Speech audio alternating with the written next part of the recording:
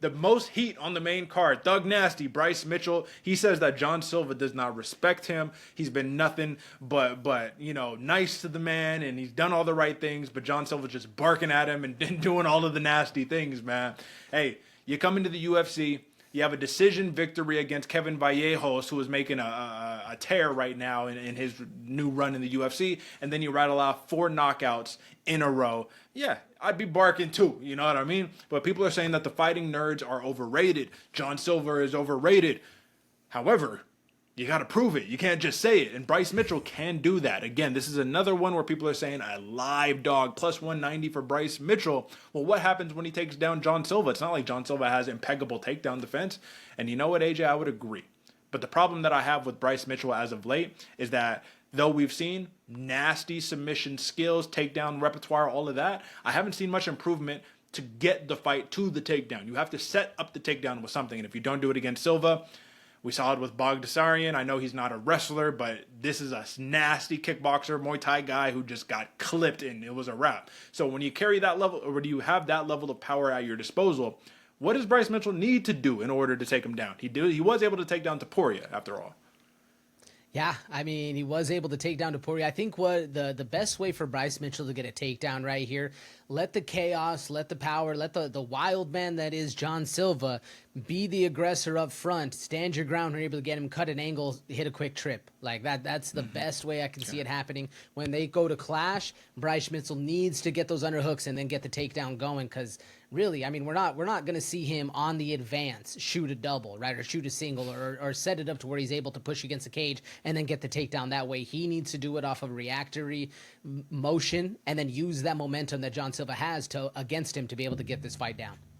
That's fair. I mean, that's a fair approach. We'll see if it works out. I think that the only reason they're pricing in Bryce Mitchell at that number plus 190 right now is because they think that he's reliant solely on the takedown, and I kind of agree. You know, for a little bit, he was giving Ryan Hall vibes, right? Like that Taekwondo, flashy kicks, but the ability to actually get the fight to the ground too. If you look at what he did in his fight against Kron Gracie last, right? I mean, Kron Gracie just pulled guard every time, so it's like he gave up the takedown. But he was coming in, body locks, like just letting them clash, body lock, and taking them down, pretty much what you're saying right here. John Silva, the only problem that I have with him is you saw it, Charles Jourdain, even though he was big for the weight class, he was able to take him down relatively easy. But it's a little bit more of a surprise when you think you're fighting a striker who then, you know, when you're able to turn strikers into wrestlers, it's a different game, you know what I mean? But aside from that, man, let me see the other one. It was that's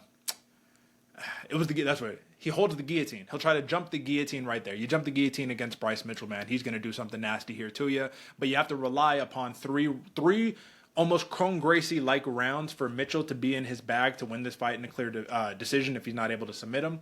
I just think that Silva carries so much power. Every fight starts on the feet. It's going to be a little bit of a mission to keep him down if that is the case. I'm going to roll with the John Silva by knockout because aside from a little dainty calf kick and maybe like a little 1-2 up the middle for Bryce Mitchell, I don't see anything that makes John Silva respect him. So I'm going to roll with those. We'll talk numbers in a second. How do you see it? Absolutely, folks. Like I said with you before, prop lock. Derek's on it That's as right. well. Bryce Mitchell by not Bryce Mitchell. John Silva by KO, Yeah. TKO, man, plus 115 makes all the sense in the world. Honestly, I think if John Silva doesn't get a TKO right here, he might be looking a little embarrassed, man, with all the shit talk that's been going on. Yeah, you can't be barking at people and doing all the hysteria and not show up. But like I said, 4 knockouts in a row. We're going to say that it moves to 5. In what world, AJ, do you see a decision take place? And if you do see a decision, is it all Bryce Mitchell or are you going a little John Silva on there too? Is there a possibility? I think there's a possibility for a John Silva decision right here, Derek. Keep the fight standing as much as you can. When he does get a takedown, you just scratch and claw your way to get it stood up again. Rinse, repeat. If we see a washing machine style of fight, I do think it's going to be the most damage that wins it, and I think that's still coming out of the Silva corner. All right, a little bit of a flip on the totals right here. 2.5 rounds. The over is plus 125. The under is minus 160. Safe to say minus 160 under? Safe to say, yes, sir. Safe to say. All right, folks, another consensus. John Silva, that's your last consensus pick of the card. And we got one more